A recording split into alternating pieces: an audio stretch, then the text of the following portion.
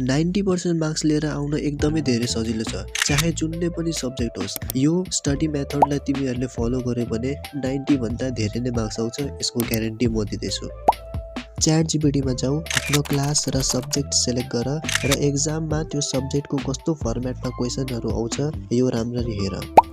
Question pattern हेरिसकेपछि फेरि ChatGPT-मा जाऊ, एउटा सब्जेक्ट सेलेक्ट गर। जस्तो कि म सेलेक्ट गर्दैछु साइन्स। अब साइन्सको प्रिभियस इयरदेखि नै कुन क्वेसनहरू छ जुन चाहिँ रिपिट भएको भइछ, त्यो क्वेसन यो एक्जाममा पनि आउने एकदमै धेरै चान्स हुन्छ। त्यसैले रिपिटेड क्वेसन ChatGPT-लाई सोध्दै ChatGPT-ले देखाउँछ र त्यो क्वेसनहरू चाहिँ पढ्नु नै पढ्नु, तिनीहरूलाई चाहिँ मिस नगर्नु।